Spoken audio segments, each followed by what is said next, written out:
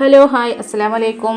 അപ്പോൾ ഇന്ന് ഞാൻ ഉണ്ടാക്കുന്നത് വീട്ടിലുള്ള കുറച്ച് ഐറ്റംസ് വെച്ചിട്ട് 5 മിനിറ്റിൽ ഉണ്ടാക്കിയെടുക്കാൻ പറ്റുന്ന നല്ല ടേസ്റ്റി ആയിട്ടുള്ള ഒരു 4 മണി പലഹാരമാണ്. പിന്നെ അതിൻ്റെ കൂടെ അതിന് പറ്റിയ ഒരു ചട്നി ഉണ്ട് കേട്ടോ. അപ്പോൾ എല്ലാവരും വീഡിയോ സ്കിപ്പ് ചെയ്യാണ്ട് കാണണം. പിന്നെ വീഡിയോ നിങ്ങൾക്ക് ഇഷ്ടമായാൽ ലൈക്കും ഷെയറും കമൻറ്റൊക്കെ ചെയ്യുക, സബ്സ്ക്രൈബ് ചെയ്യാൻ മറക്കരുത് കേട്ടോ. അപ്പോൾ നേരെ അങ്ങോട്ട് വീഡിയോയിലേക്ക് പോയാലോ. അപ്പോൾ ഇതുണ്ടാക്കാൻ വേണ്ടിയിട്ട് ഞാൻ കടലമാവ് എടുത്തിട്ടുണ്ട്. അപ്പോൾ 2 ഗ്ലാസ് കടലമാവാണ് എടുത്തിരിക്കുന്നത്. അത് ഞാനൊന്ന് അരിച്ചതാണ് കേട്ടോ പേപ്പറിലിട്ടിട്ട്. അപ്പോൾ അത് പാത്രത്തിലേക്ക് കൊട്ടി കൊടുത്തിട്ടുണ്ട്. പിന്നെ അതിൻ്റെ കൂടെ തന്നെ ഒരു 3/4 ഗ്ലാസോളം അരിപ്പൊടി എടുത്തിട്ടുണ്ട്. ഇനി അരിപ്പൊടിയും ഈ കടലമാവിലുണ്ട് ഇട്ട് കൊടുക്കുക. ഇപ്പം കടലമാവിലിട്ട് കൊടുത്തിട്ടുണ്ട്. ഇനി ഇതേ ഗ്ലാസ്സിൽ തന്നെ 3/4 ഗ്ലാസ് ഗോതമ്പ് മാവും എടുത്തിട്ടുണ്ട് കേട്ടോ.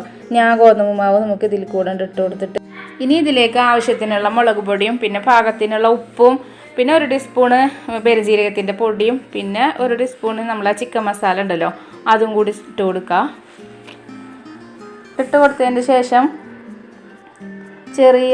ചെറുതായി അരിഞ്ഞ വെളുത്തുള്ളിയും ഇഞ്ചിയാണ് കേട്ടോ ഇത്. അപ്പോൾ അതും കൂടി ഇതിലേക്ക് ചേർത്ത് കൊടുക്കുന്നുണ്ട്.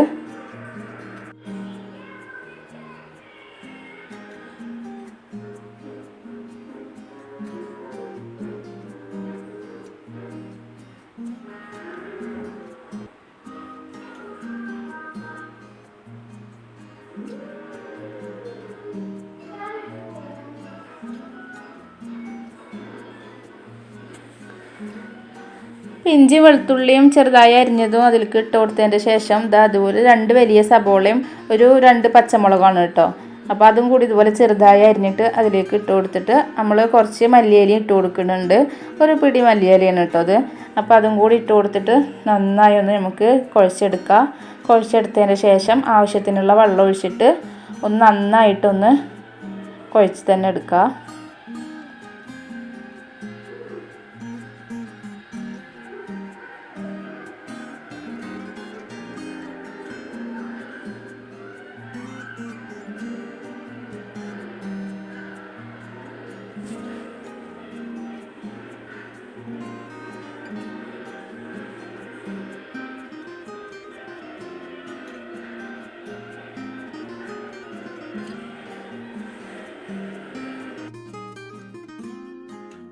അപ്പോൾ അതാ കുഴച്ചെടുത്തിട്ടുണ്ട്. ഇനി അതവിടെ ഇരിക്കട്ടെ. അപ്പത്തിനും നമുക്ക് വേഗത്തിൽ തന്നെ നമുക്ക് ചട്നി ഒന്ന് അരച്ചെടുക്കാം. അപ്പോൾ ചട്നി അരച്ചെടുക്കാൻ വേണ്ടിയിട്ട് 2 സബോളനെ ചെറിയ ജാറിലേക്ക് ഇതുപോലെ അരിഞ്ഞിട്ട് ഇട്ട് കൊടുക്കുന്നുണ്ട്. പിന്നെ ഒരു 5 പച്ചമുളകും എടുക്കുന്നുണ്ട് കേട്ടോ. 2 സബോളക്ക് 5 പച്ചമുളക് കറക്റ്റായിട്ടുള്ള എരിവ് തന്നെ ആയിരിക്കും. പിന്നെ ഒരു പിടി മല്ലിയിലനെ കഴുകിയിട്ട് അതും ചേർത്ത് കൊടുക്കുന്നുണ്ട്. പിന്നെ ആവശ്യത്തിനുള്ള ഉപ്പും ഇട്ട് കൊടുത്തിട്ടുണ്ട് കേട്ടോ. അപ്പോൾ ഇതൊന്ന് നമുക്ക് വെള്ളമൊന്നും ഒഴിക്കാണ്ട് തന്നെ അരച്ചെടുത്തിട്ട് വരാം.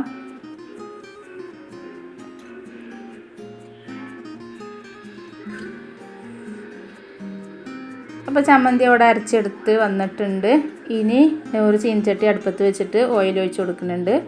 ഓയിൽ ഒഴിച്ച് കൊടുത്തിട്ട് നമ്മൾക്ക് മാവിനെ ഒന്ന് പൊരിച്ച് കൊടുക്കാം.